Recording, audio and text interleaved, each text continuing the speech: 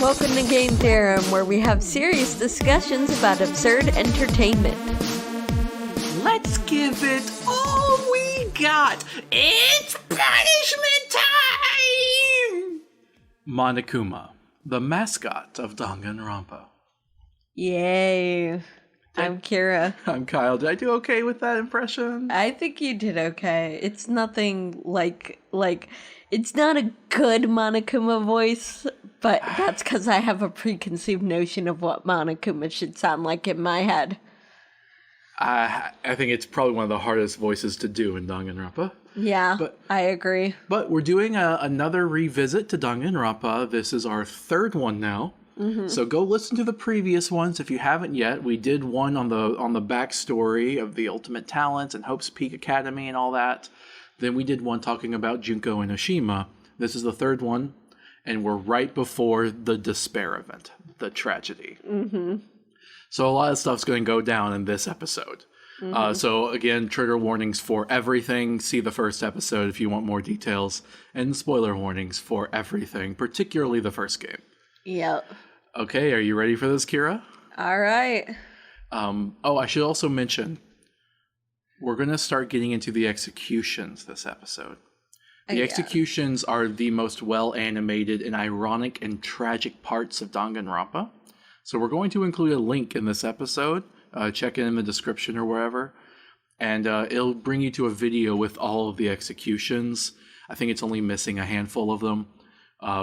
But that way you can look them up and see them for yourselves. But because the art style and the music is a big part of why they work. The music is terrifying because there's an execution song, but they remix it a different time for everyone to make it even more creepy and sinister. Yeah. Whatever. Well, let's just get into the story, all right? All right. So you want me to start or? I'll go first. Okay. So 0 years before despair. On January 1st. Okay? Mm-hmm.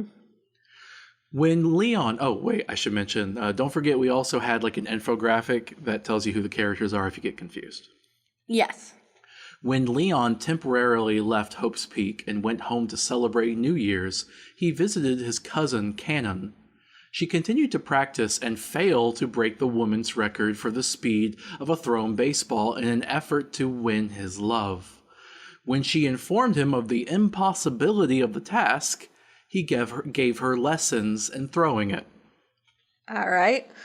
The parade began to get out of hand, so much of Hope's Peak's security was devoted to containing it, including Juzo. Even Kyosuke returned to Hope's Peak to assist Juzo, but began his own investigation of Hope's Peak's cover-ups. It didn't take him long to put the pieces together and realize Junko was the mastermind. He sent Juzo to find her. Ryota reworked the mutual killing video into the despair Junko wanted.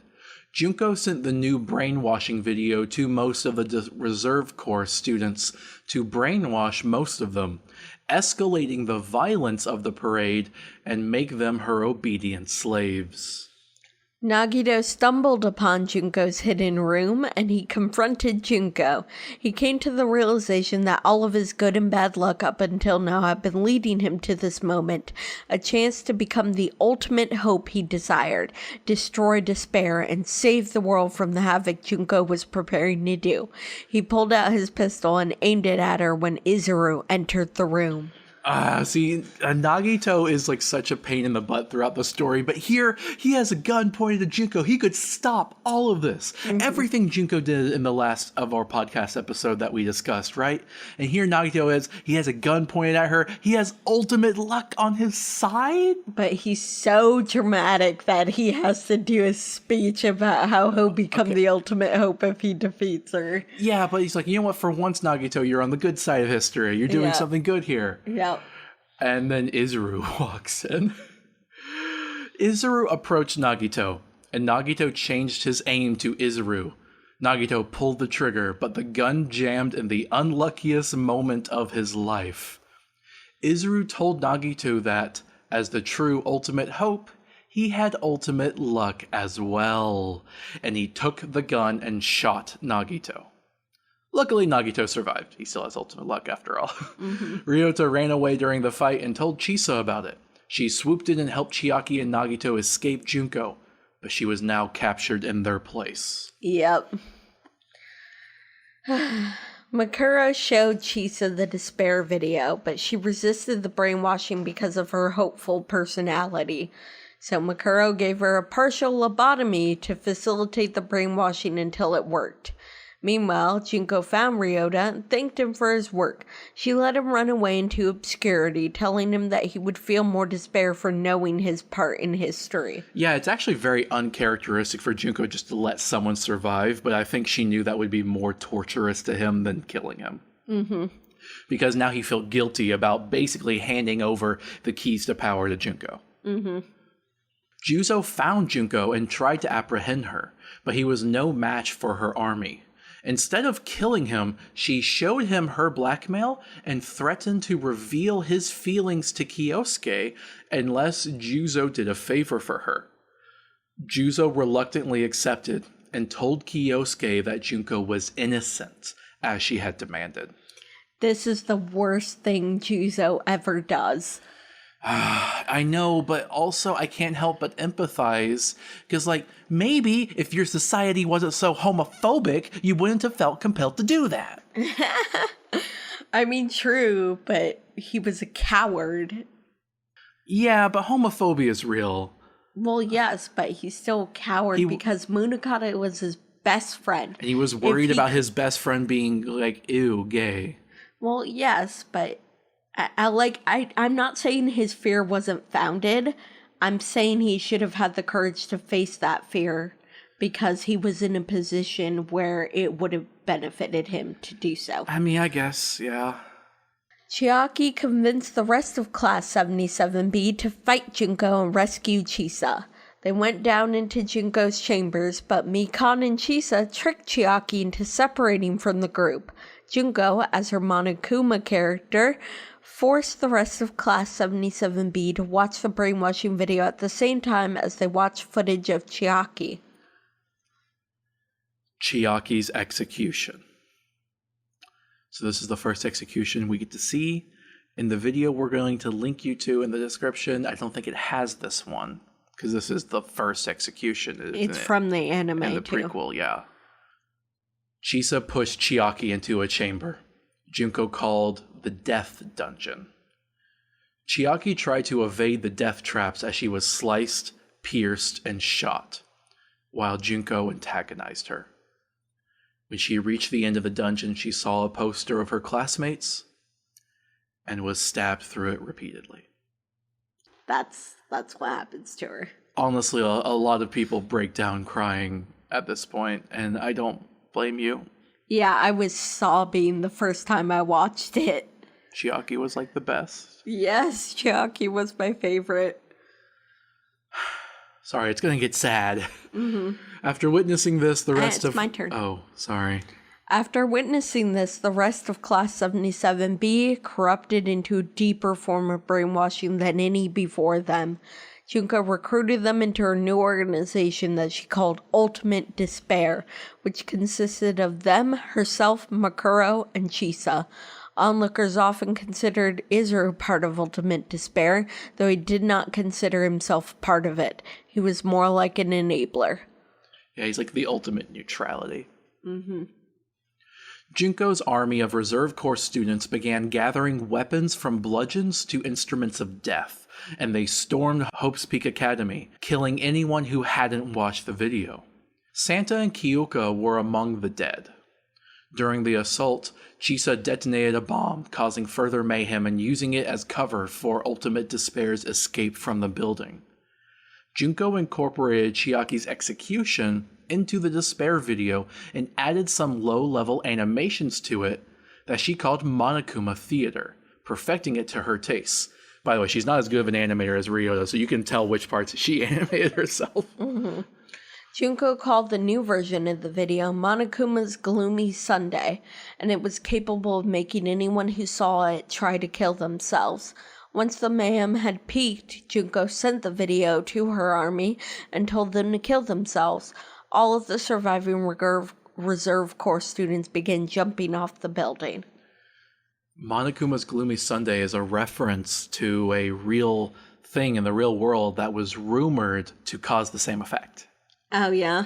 And not only that, the big reveal of Monokuma's Gloomy Sunday is that is the loading sequence you see in the Danganronpa games. Yeah, in the first game. Yeah. Between Well, it appears days. elsewhere, but yeah, it's mostly in the first one. Yeah. So that was a huge reveal.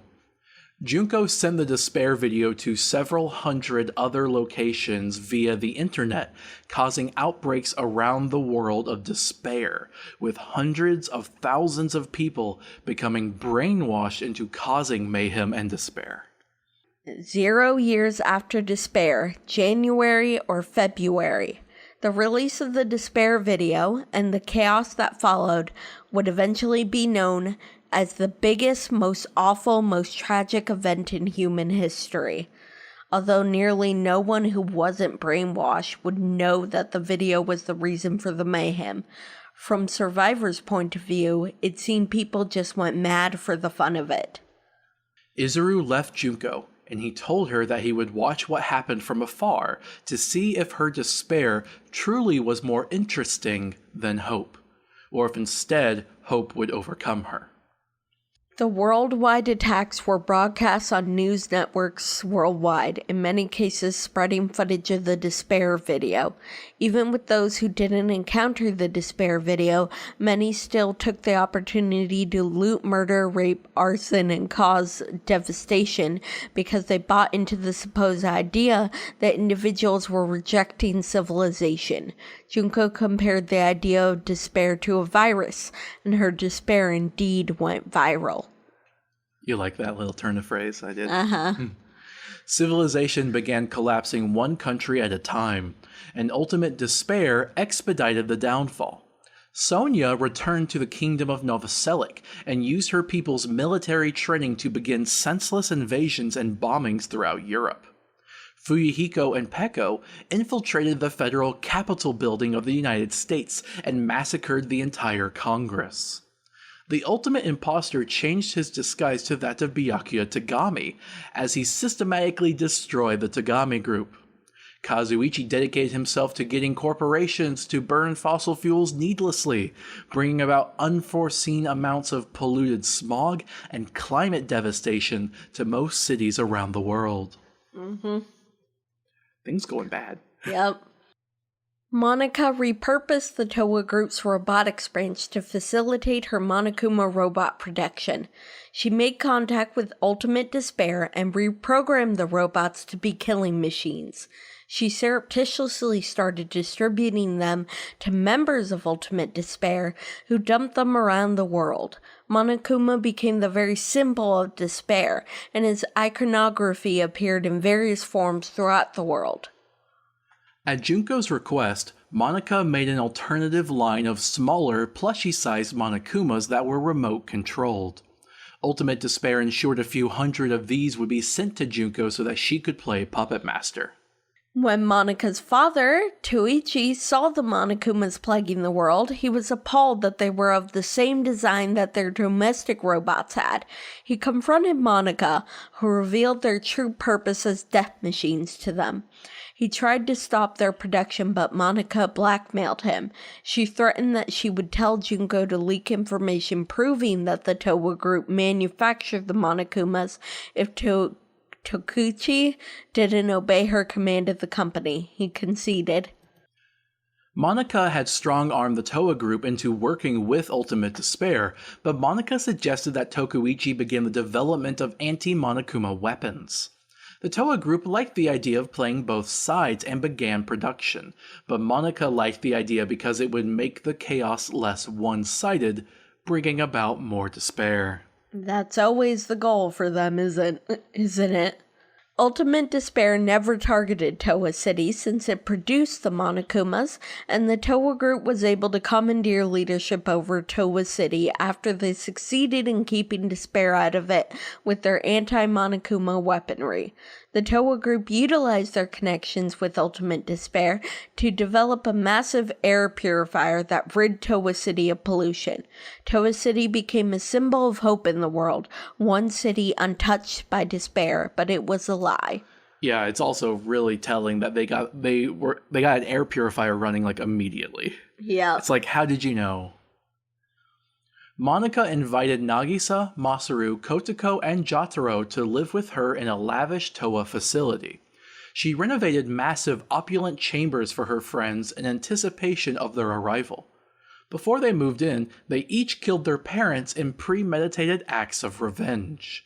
Monica took care of them and promised that one day they would create a paradise for children like Big Sis Junko wanted. But she was lying. Jin chose to stay at Hope's Peak Academy and searched for survivors. The only he found were the students of Class 78. Together they agreed to rebuild and fortify the main building into a shelter that could withstand despair. They put their talents to work and spent months rebuilding, and Jin continued to be the headmaster. However, Junko and Makuro were part of Class 78, and therefore they took part in the shelter program as well. During the rebuilding process, Junko made secret renovations to the building without telling anyone. She hid her storage of remote-controlled Monokumas and rigged security cameras, turrets, and hidden death traps. However, Junko continued to distance herself from Makuro, and resenting Junko's ambivalence, Makuro became less involved in her plans. Makuro even befriended some of her classmates and developed a crush on Makoto. This is when Makuro becomes at her most likable. Mm-hmm. It doesn't change what she's done, though. Yep. Despite the chaos consuming the world, alumni and former staff of Hope's Peak Academy formed a new organization called the Future Foundation to try to bring order back to the world. They amassed a fair following from survivors who had backgrounds in law enforcement and leadership, and they became a fledgling symbol of resistance. Eventually, Hope's Peak Academy became a fortified shelter stocked with rations and a working air purifier. 1 year after Despair, Junko decided the shelter project would make an excellent performance piece of despair for the world that she had created, and so she set into motion plans to turn the remains of Hope's Peak Academy into her stage. Junko drugged her fellow classmates and Jin, and while they were unconscious, she and Makuro made some last-minute modifications to the building, not bothering to be surreptitious anymore.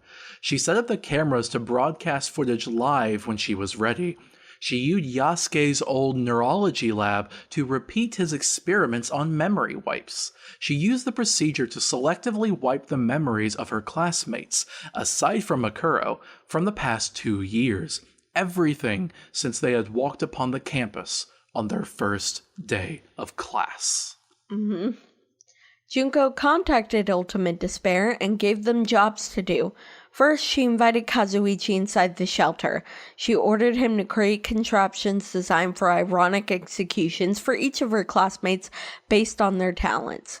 She also asked that Ultimate Despair round up relatives of each of her classmates to be used as blackmail later, just like they had done in the past. While Ultimate Despair captured them, they took photographic and video evidence of missing or deceased families or homes and sent them back to Junko. Ultimate Despair locked up the relatives in the safest place they knew, a sealed apartment building in Towa City, retrofitted as a jail. The prisoners included Aloysius Pennyworth, Byakuya's butler, Ayaka Hanayama, one of Sayaka's fellow singers, Fujito Kirigiri, Kyoko's grandfather, Fujiko Yamada, Hifumi's older sister, Grandboy Sherry Ludenberg, Celeste's pet cat, Hiroko Hagakure, Yasuhiro's mother, Kamiko, Toko's pet stink bug, Kanon Nakajima, Leon's cousin and love interest, Kenshiro, Sakura's master and boyfriend, Kamaru Naegi, Makoto's younger sister, Taichi Fujisaki, Chihiro's father, Takaki Ishimaru, Kiyotaka's father, Takamuchi Yukimaru, Owada's second in command of his gang, and Yuta Asahina, Aoi's younger brother. Do we ever find out what happens to some of these? Yeah, we do. We do, eventually, later on. All right. Once Kazuichi finished making his contraptions, Junko kicked him out and she sealed the vault door. Then Junko rigged the air purifier to stop working the next time the vault door opened. Junko told Mikuro that she should disguise herself as Junko again and be the first of the class to be executed for breaking a rule. And she told her exactly where to stand in the gym when doing so. Junko explained that a trap door would activate, thus faking her death to the rest of the classmates and eliminating either of them from suspicion. 2010. Team Danganronpa released the first Danganronpa video game, called Danganronpa Trigger Happy Havoc. It was a huge success and would eventually be translated into other languages so people around the world could enjoy it. Back to the story. Junko arranged that Jin would be the first to regain consciousness, but she had tied him up. From a retrofitted masterminded hideout within the building, she puppeted a Monokuma robot and activated the contraption for Jin's execution. As she did so, she began broadcasting the events in Hope's Peak Academy for the purposes of despair, as a game and reality show called Killing School Life became the most watched show in the world. It was the only broadcasted show in the world. Blast off. Jin's execution. Monokuma pressed a button that activated a rocket on the first floor of the building. The rocket encapsulated Jin, still tied up, and launched into the ceiling, drilling through it and plowing through each floor before going up into low Earth orbit and crashing back down where it had taken off. The heat from re-entry incinerated Jin alive.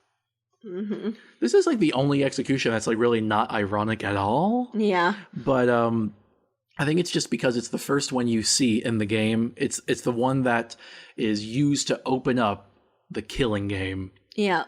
So I think it was more she just wanted to kind of get rid of him so that Monokuma could take Jin's place as the headmaster. Yep. The remainder of Class 78 regained consciousness inside the vault door, but they didn't remember each other at all. Their amnesia ensured that they had to relearn everything about each other, and it allowed the audience to learn more about the famous Hope's Peak Academy students who were ironically unaware of everything that had happened in the past 2 years. Mikuro was disguised as Junko, and none of the others remembered Makuro's existence. Monokuma appeared before Class 78 in the gym, named himself as their headmaster, and explained the rules of the killing school life. The goal of the game was to get away with murder. If a murder occurred, everyone would be given time to investigate the murder, followed by a class trial. If the majority correctly identified the one responsible, also known as the Blackened would be punished with an execution, and the game would continue. If the trial's outcome was incorrect, everyone else would be executed, and the Blackened would be able to graduate and go home. Monokuma's goal was to make these students, who had formerly been friends, distrust each other and plot to kill each other. Monokuma would give motives occasionally to move things along, and he gave each of them rule books that went further into detail about the rules of the game. Harming the headmaster and violating the rules were punishable with death. Monokuma spoke to Sakura in private and told her about kidnapping Kenshiro. Monokuma blackmailed Sakura into being a mole for him in exchange for keeping Kenshiro alive. Monokuma told Sakura to start the killing school life if things went too long without any murders. So it's like an insurance policy. At first, the students refused to believe the reality of their situation. Makoto and Sayaka remembered their time in middle school together, and they became friends once again. After several days passed without anyone dying, Monokuma gave Class 78 a motive to motivate one of them to begin the game. Each student was given access to view footage of their loved ones. The footage depicted their abductions but was ambiguous in their ultimate fates. When Makoto viewed this, he saw his parents and sister happy, but then it cut to show his house torn, dilapidated, and empty. When Sayaka viewed hers, she saw her idol group successful, but then it cut to show all but one of her fellow singers motionless on the ground. Sayaka became desperate to find out what happened to her idol group, so she decided to kill someone. Sayaka asked Makoto to switch rooms in secret. She chose Leon because she liked him the least, and she invited him to the room she was in one night. When he arrived, she lunged at him with a knife, but missed. Leon defended himself with a fake decorative sword, and Sayaka retreated into the bathroom. Leon couldn't get into the bathroom, so he went back to his room and got a screwdriver. He used it to pick the lock, open the bathroom door, and stab Sayaka with her knife. As Sayaka bled out, she wrote Leon's name on the wall in her blood upside down. Leon covered up some evidence by cleaning up blood and his bloody shirt. Since the incinerator was blocked, he used his talent as the ultimate baseball star to toss his evidence across the room into the incinerator, along with Yasuhiro's crystal ball. When the body was discovered, Monokuma gathered the students in the gym to explain the investigation and class trial were about to happen.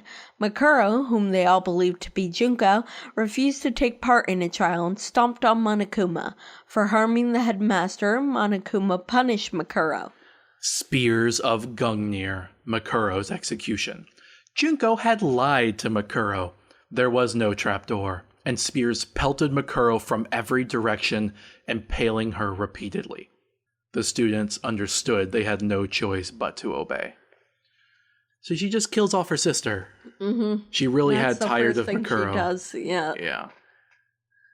After the investigation, the students had a class trial. At first, they suspected Makoto because of the room switch, but they pieced together the evidence and convicted Leon correctly. Yeah, Leon tried to defend himself by saying it was self-defense, but no, you went back, got some screwdrivers, and forced your way in. Mm-hmm. The 1,000 blows. Leon's execution. A harness shot out and latched onto Leon, dragging him to the execution chamber. He was restrained as a pitching machine minigun pelted him with 1,000 baseballs from all sides until he was beaten to death, while everyone could do nothing but watch. That's gruesome. Mm-hmm. Chihiro began furiously working on creating an artificial intelligence, using her previous experience making artificial intelligence. She installed a copy of her own personality on her laptop and called it her alter ego. Byakuya spent much time in the library and read many confidential profiles of Genocide Jack, and he came to the conclusion that one of his fellow students was a serial killer. Manda and Kiyotaka began to compete for dominance for masculinity and morality, respectively. However, after some time in the sauna, they became good friends. Monokuma provided the next motive by threatening to reveal the darkest secrets of each student within 24 hours, hoping someone would kill before then. He told each student the secret he would expose. Bakoto's secret was that he peed in the bed until 5th grade. Mondo's secret was that he accidentally killed his brother. Toko's secret was her alternate identity as Genocide Jack. Chihiro's secret was her genitals. When Chihiro realized she was going to have her secret revealed, she chose to not fight it and accept that people were going to find out. Since she was being outed, she decided to attempt to retransition to being a man, though the decision was effectively coerced by Monokuma. So they sought out the manliest person they knew, Mondo, and asked to train with him so that they could become more muscular and capable of surviving the killing school life. Chihiro met Mondo in the boys' locker room, and when they confided to Mondo why they wanted to train, Mondo became jealous and angry, because Mondo was worried his secret of killing his brother would be discovered. He felt jealous that Chihiro was confronting their fear while he himself was too much of a coward to do the same.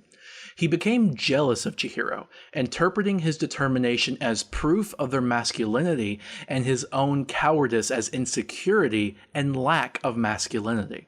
While all these feelings rushed through him, he rashly grabbed a dumbbell and whacked Chihiro, killing them instantly. I wanted to talk about this for a second. So Chihiro is basically one of the very few transgender characters in Homestuck. I'm sorry, in Danganronpa. One of the few transgender characters in Danganronpa. Yeah. And it's not handled very well at all. Yeah. But I think it's possible to try to like glean a good interpretation of this that's not as problematic as what they were intending. First of all, they tried to get Chihiro to like retransition at the end, and we debated this for a while. Does that mean we should call Chihiro a he from now on? The game does that, but the game also just ignores what the concept of transgender people are entirely. Yeah. So I think obviously Chihiro was a she up to this point, right? When Chihiro makes the decision to try to be manly to survive the game, it's under a lot of pressure. I don't think you would call that free will. Yeah, exactly. She was pressured into it. So I really think she assumed that everyone would be upset and angry with her, and so she decided to accept their fate. Yeah, so we refer to her as a they after she makes that decision because it's questionable whether it was free will or peer pressure. It's probably peer pressure, let's be honest. Yeah. So that's that. But her AI, alter ego, we're still going to call her a she because that's what she identified as. So if you're calling Chihiro a he, you're transphobic. End of story. Yep. Unless I guess you're talking about Chihiro as a baby that we went over in the past. But Chihiro changed. She's a she. And I do want to also mention that Mondo killing her, I think, is an interesting deconstruction of toxic masculinity. Like, he is the bad guy in this situation. And he kills her out of his own inferiority complex, his own insecurity of his manliness. And I'm like, yeah, that's a total toxic masculinity thing to do. If this was an actual murder that was tried in the justice system, it would be the trans panic defense. That's what exactly. Yeah. It is a shame though Chihiro only lasted to this to one trial. You know what I mean? So let's move on. Mondo then covered up the evidence of his crime by switching the layouts of the boys' and girls' locker rooms. He was able to access the girls' locker room with Sayaka's handbook. He incinerated other evidence, but destroyed Chihiro's handbook, which would have revealed their biological sex in the sauna. Byakuya was the first to find the body, and he used the opportunity to stage the body as if genocide Jack had killed Chihiro in an effort to discover which of his classmates was a serial killer. You're hijacking Chihiro's investigation. At least let her body get some resolution. Oh, I wanted to say also, Mondo didn't do it just to hide the crime. He wanted no one to find out Chihiro's secret. Yeah, but for his own personal gain. Yeah, I guess. After the investigation, the students had a class trial. Byakuya's ruse worked and revealed that Toko was Genocide Jack. At first they suspected her, but they pieced together the evidence and convicted Mondo correctly. The Cage of Death. Mondo's execution. Mondo was restrained to a motorcycle that Monokuma drove into an electrified cage. Monokuma jumped off at the last moment, and the motorcycle circled inside the spherical cage, with Mondo still restrained to it. The voltage increased to the point that Mondo was liquefied, and a processor used his remains to cook him into Mondo butter, which Monokuma ate with pancakes. Yeah.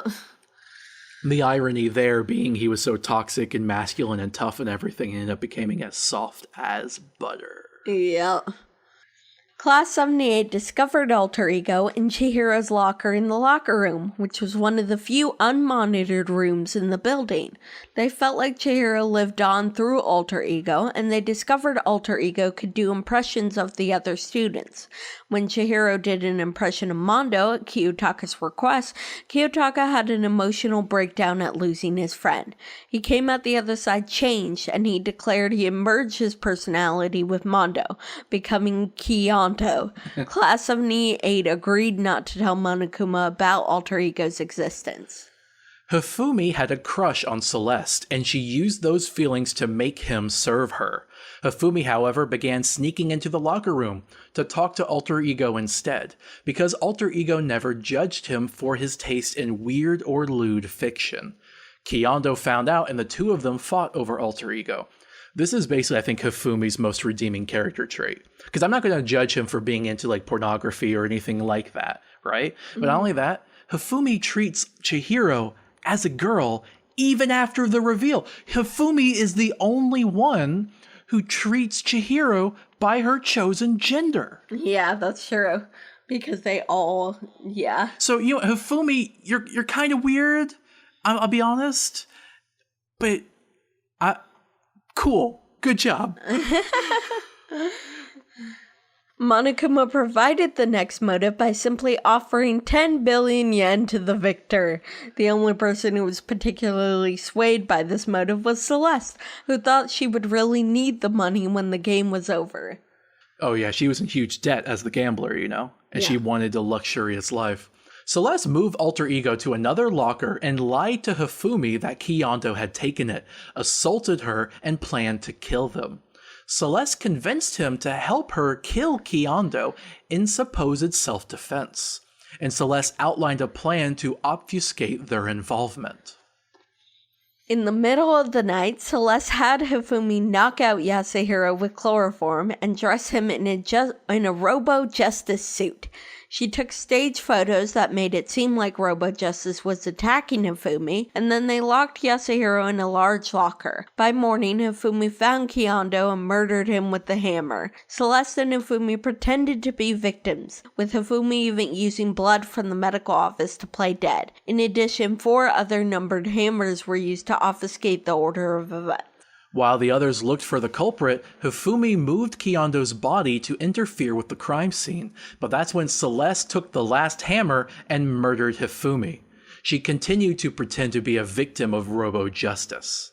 This was the most confusing case of the game. Yep. After the investigation, the students had a class trial. At first, they suspected Yasuhiro just as planned, but they pieced together the evidence and convicted Celeste correctly. Before her execution, she quietly returned the key to Alter Ego's locker. Yeah, she didn't have to do that, but she did. The burning of the Versailles Witch. Celeste's execution. Celeste was restrained to a pyre in a small Victorian building, and Monokuma set it on fire. Celeste kept a straight face and did her best to look proud at the dignified execution that she deserved. But at the last moment, Monokuma drove a fire truck through the building, running Celeste over in a common car accident. Yeah. The irony there being she thought she was all that, and she died a pedestrian death. Uh-huh. Makoto and Kyoko found Alter Ego safely in a locker, but Alter Ego asked them to connect her to the school's network so that she could find more data to help out her friends. Kyoko took them to a hidden room behind a supply closet she found that had access to Hope's Peak's internal network. Makoto plugged Alter Ego into the network, and Alter Ego uploaded herself into the system. Junko detected the upload immediately and realized they were about to break her game. She donned a mask and snuck up behind Makoto. She knocked him out and cleared the room out, taking the laptop upon which Alter Ego resided as well. Then she returned to puppeting Monokuma. Sakura became good friends with Aoi and decided she didn't want to sell out her classmates for Monokuma anymore, so she began fighting Monokuma. But every time she destroyed one, another took his place. In response, Monokuma provided the next motive, revealing that Sakura had been monitoring Class 78 on Monokuma's behalf. Sakura became depressed, and her fellow classmates didn't trust her anymore. Yeah, the one hole in this logic is why wasn't Sakura executed for fighting Monokuma? But I think in a way Monokuma, the motive was her punishment for breaking the rule. Mm-hmm. It just wasn't an execution this time. Mm-hmm. Sakura thought that she should kill herself for her betrayal of her classmates, and she found some poison in the medical room. Knowing that breaking locks on doors was breaking the rules and a punishable offense, she decided to break the lock on the door leading to Monokuma's room, and she planned to kill herself before she was discovered. She invited Byakuya, Toko, and Yasuhiro to speak with her in the recreation room so that she could try to explain herself and ask for forgiveness. Toko arrived early and hid in a locker. When Yasuhiro met up with Sakura, he freaked out and smashed a bottle into her head. He thought he had killed her, so he planted evidence to try to frame Toko. After he left, Toko exited the locker and tried to hide the forged evidence, but she fainted upon seeing Sakura's blood. Sakura tried to care for Toko, but Toko reawoke as Genocide Jack and smashed another bottle into Sakura's head. Genocide Jack disposed of some evidence, also thinking she had killed Sakura. After Genocide Jack left, Aoi arrived and tried to help Sakura, but Sakura had come to a decision. After Aoi left, Sakura locked the room and drank the poison. Aoi was devastated, but Sakura left a suicide note for her. However, Monokuma swapped the real suicide note where Sakura asked forgiveness and wished they would unite against Monokuma for a fake one, where Sakura supposedly blamed everyone for killing her and wished they would all die. Aoi resented her awful classmates for causing Sakura to die, so when Class 78 discovered her body, Aoi swapped the poison bottle with the protein can in a plan to remove evidence of Sakura's suicide and condemn them all in the trial. After the investigation, the students had a class trial. At first, they suspected Aoi, who was eager to take the blame, to condemn them all. But they pieced together the evidence and convicted Sakura correctly. Since Sakura was already dead, Monokuma couldn't punish her. However, he revealed that he had captured Alter Ego. By the way, Aoi's reason for continuing the trial is so heart-wrenching. She's just so vengefully minded.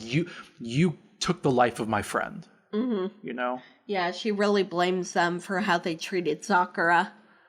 And Sakura was a very muscular woman, very capable of taking care of herself. So I don't know. I feel like Aoi, as the ultimate swimmer, could relate to that. They were friends, and it was just so tragic. Okay. Excavator Destroyer. Alter Ego's botch execution.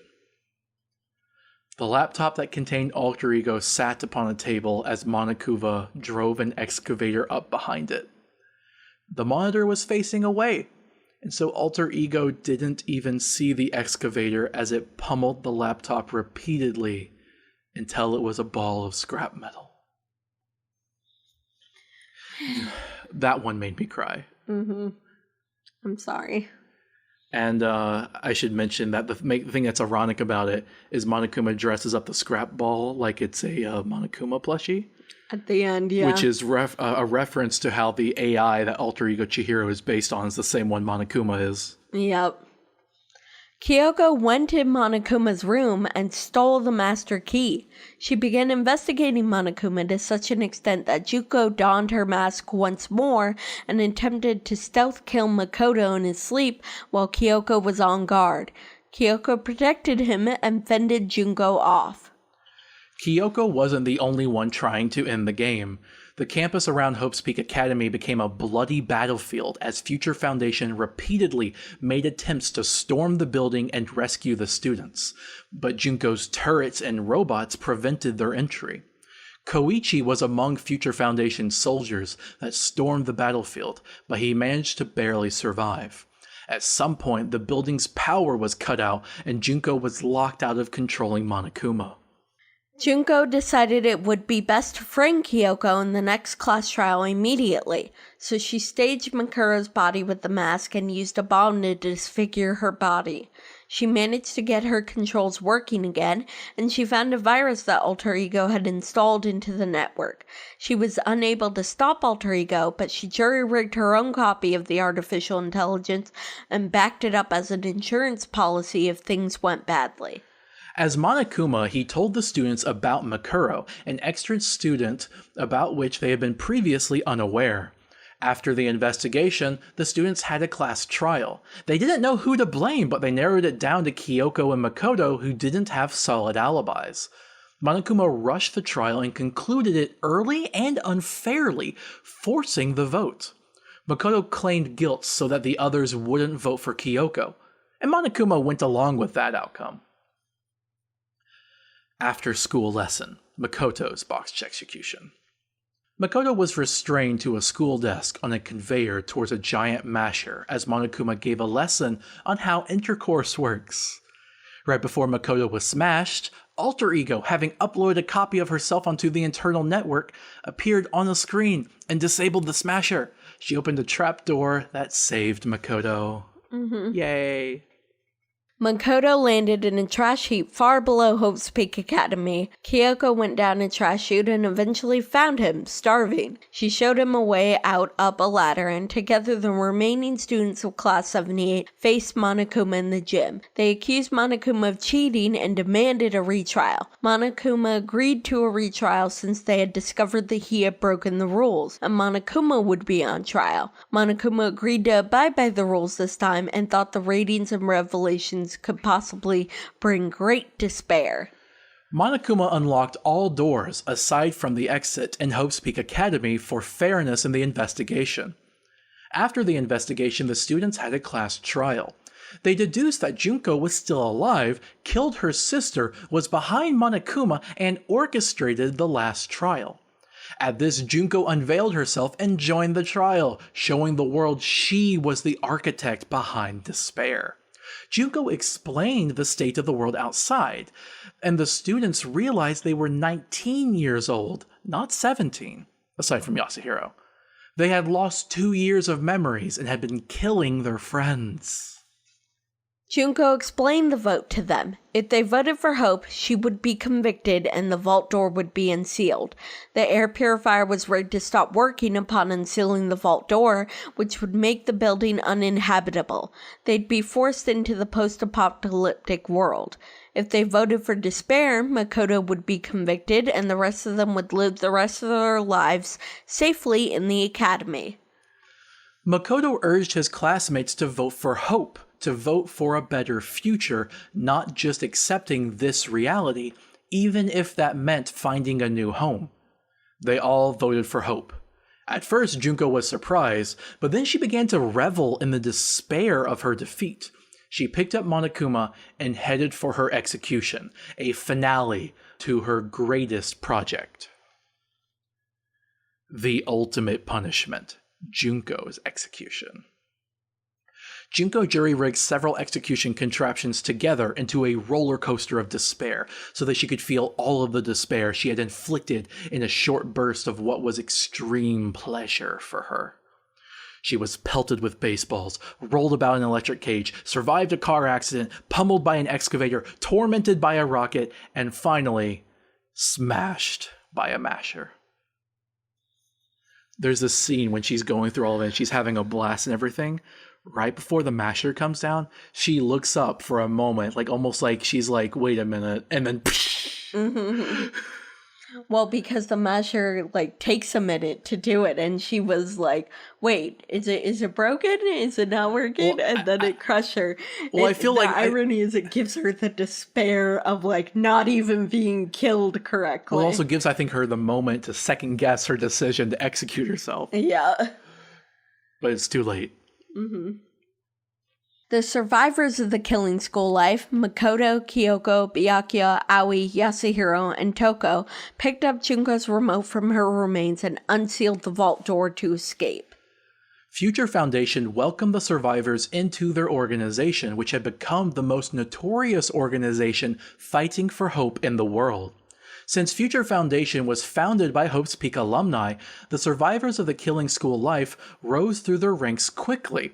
Except for Toko, who remained at the rank of intern until she could prove Genocide Jack wouldn't go on any more murder sprees. By the way, I don't know if we talked about this with the whole Toko Genocide Jack, like split personality thing. I don't think we explained it. We might have done in the backstory. But she has dissociative identity disorder. And even though one of them's a serial killer, which could be a problematic representation, Genocide Jack's actually kind of cool. She hasn't killed anyone yet. I mean, except for the backstory. Yeah. Kazuo, a former headmaster of Hope's Peak Academy, was the chairman of Future Foundation and the first division head, dedicated to the foundation's leadership. Kyosuke, the Ultimate Student Council president, was the vice chairman of Future Foundation and the second division head, dedicated to military operations. Koichi, a former Hope's Peak scout, was the third division head, dedicated to human resources. Psycho, the ultimate pharmacist, was the 4th Division head, dedicated to medical care. Chisa, the ultimate housekeeper, was a spy for Ultimate Despair and the 5th Division head, dedicated to intelligence operations. Juzo, the ultimate boxer, was the 6th Division head, dedicated to policing and investigations. Maya, the ultimate therapist, was the 7th Division head, dedicated to research and development. Raruka, the ultimate confectioner, was the 8th Division head, dedicated to procuring food. Sonosuke, the ultimate blacksmith, was the 9th Division head, dedicated to weapons. The 10th Division was dedicated to education and culture. Daisaku, the ultimate farmer, was the 11th Division head, dedicated to agriculture. The Great Gozu, the ultimate wrestler, was the 12th Division head, dedicated to infrastructure and facilities. Aoi became a member of the 13th Division, dedicated to resource distribution. Makoto, Kyoko, Byakuya, and Yasuhiro became members of the 14th Division, dedicated to public relations. Of course, Makoto would be PR. Kyoko rose to become the 14th Division head. So Kyoko is Makoto's boss. Yep. At one point, members of Future Foundation went to Hope's Peak Elementary to rescue some of the children there. However, before anyone else got there, Chisa killed all of the children. When Kyosuke arrived, Chisa pretended to be distraught at finding their bodies. Yeah, she's still brainwashed. She just pretends not to be. Monica was distraught at Junko's death, and so she made a plan to bring about the next Junko Enoshima. To that end, she convinced Nagisa, Masaru, Kotoko, and Jotaro that she had a plan to bring about a children's paradise. After Junko's death, many members of Ultimate Despair killed themselves in her name, but the original members of Ultimate Despair became even more violent to compensate for their reduction in influence. They became known as the Remnants of Despair, and their terror kept despair alive in the world. They converged on Hope's Peak Academy to find the smashed remains of Junko. In their idolization of her, they took parts of her body and incorporated them into their own bodies. Nagito removed his own hand and surgically attached Junko's hand onto his arm, though the nerves weren't connected. Fuyuhiko did the same, but with one of Junko's eyes. One of the remnants of despair starved themselves until near death in her honor. Another offered their parents as sacrifices in her memory. Another rounded up survivors and forced them to kill each other, much like she used to. Another found her uterus and tried to somehow use it, in vain, to bear Junko's descendants. That one was probably Mikon. Yeah. Izuru went into the ruins of Hope's Peak Academy himself to see what became of Junko. He found her backup of her personality on the computer network, and he uploaded her personality into 2 autonomous Monokumas, for just one wasn't able to store that much data. Maybe the technology's more limited at the time. Possibly, yeah. Plus, it could be that Monica didn't make them to be able to store an artificial intelligence of that size. Well, we know there's many variants of Monokuma, so there might be ones that have bigger hard drives. Mm-hmm. The 2 Monokumas and Izuru made their way to Towa City. They wanted to differentiate themselves from the other Monokumas, so one painted itself white and called itself Shirokuma, while the other painted itself black and called itself Kurokuma. Kurokuma approached Monica and offered to be her advisor. Shirokuma went into the sewers. All right. Do you want to keep going? Yeah, let's go as far as we can. All right. Roughly 2 years after Despair, Monica and her friends called themselves the Warriors of Hope, and they used Monica's Monokuma robots to start a revolution in Towa City, finally bringing down the one city supposedly untouched by despair. Monica's contact in Ultimate Despair was Nagito, and she forced him to aid in their plans, often calling him their servant. Monica controlled many kinds of Monokumas, including the smaller puppet-controlled Monokuma and the standard autonomous Monokuma that came in many variants, including Ball Monokuma, Beast Monokuma, Bomber Monokuma, Destroy Monokuma, Guard Monokuma, Junk Monokuma, and Siren Monokuma. The Warriors of Hope began an activity they called demon hunting. They released the They released the hostages that Junko had kept for the killing school life, but they sent Monokumas after them to abduct them. Byakuya, Yasuhiro, and many others from the Future Foundation arrived to rescue the hostages from Towa City. When Komaru escaped her apartment cell, Byakuya gave her an anti-Monokuma weapon, the hacking gun. The Monokumas began ravaging the city. The citizens of Towa City had lived in peaceful isolation for so long that they weren't even aware of the despair throughout the rest of the world. The death toll skyrocketed as Monokumas killed people that weren't even trying to evacuate. Monica also designed Monokuma helmets that the Monokumas forced each child to wear. The Monokuma helmets brainwashed the children using the same technology as the Despair video. So this is interesting. I really feel like I can relate to this, living in a society, like in America, where the rich people just ignore all the problems of the poor people. I feel like it's a lot like that. Yeah, they just ignore the despair. The Future Foundation tried to extricate Komaru but failed, and their helicopter crashed. Komaru survived the crash but was abducted by Monokumas and brought to the Warriors of Hope, who now resided in a flying fortress created by the Towa group. They explained how demon hunting worked and how they were going to hunt adults down and kill them. She, along with the other hostages for the killing school life, were prized targets and forced to wear explosive bracelets. The Warriors of Hope threw them, starting with her, off the fortress with the parachute to give them a head start. It's just a game. The Warriors of Hope captured Byakuya, and Nagito advised them to keep him alive to use as bait for Komaru. Yasuhiro, meanwhile, ran out on his own and tried to steal valuables from Towa City during the chaos. He had many enemies that remembered his debt, and he still had 8 million yen to pay off. He was nearly killed by Monokumas, but Kanon saved him with her hacking gun and explained that she was the target in the demon hunting. Yasuhiro offered to escort her out of Towa City and back to her father in exchange for paying off his debt. Oh, so Hagakure went to the... Yeah. You had this whole background story while you're playing as Makoto's sister. Mm-hmm. Nagito told Toko where Komaru was. She found her and told her that she intended to rescue Byakuya, and she promised to help escort Komaru out of the city. Toko could switch between herself and her other personality, Genocide Jack, more easily now with the use of a taser for a limited time. Toko and Komaru found another target, Yuta, as well as a destroyed bridge, making escaping from Towa City impossible. However, Yuta could swim very well like his older sister Aoi, and he was determined to swim back to the mainland. Yuta's execution. Yuta swam at an incredible speed while Komaru cheered him on, but once he reached the city limits of Towa City, his bracelet activated and exploded, killing him. Yep.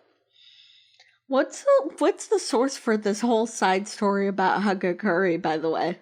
It's a spin-off novel that talks about what he's doing the whole time. Kanon blamed Future Foundation for Leon's death, so she tried to kill Yasuhiro. However, Kodako interrupted and tried to kill both of them with their own personal remote-controlled robot Monica made for her called Fighter Robot Highlander the Great. Masaru also joined to help Kodako, but Kanon and Yasuhiro worked together to escape to safety.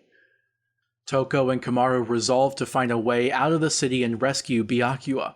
They found an underground coliseum that belonged to Masaru, and he revealed a death pit where he had killed hundreds of adults. Masaru's botched execution. Masaru summoned his robot, Hero Robot Mark Guyver. He used it to fight Komaru and Genocide Jack, but he lost the fight. The robot was destroyed, and the Monokuma kids dragged Masaru away. Okay, we gotta call it here. All right. So we're getting into the next game, and we'll finish that later. Yeah, the spin-off game. Yeah, it's what's it called? Ultra Despair Girls. Yeah. It has female protagonists, which is cool.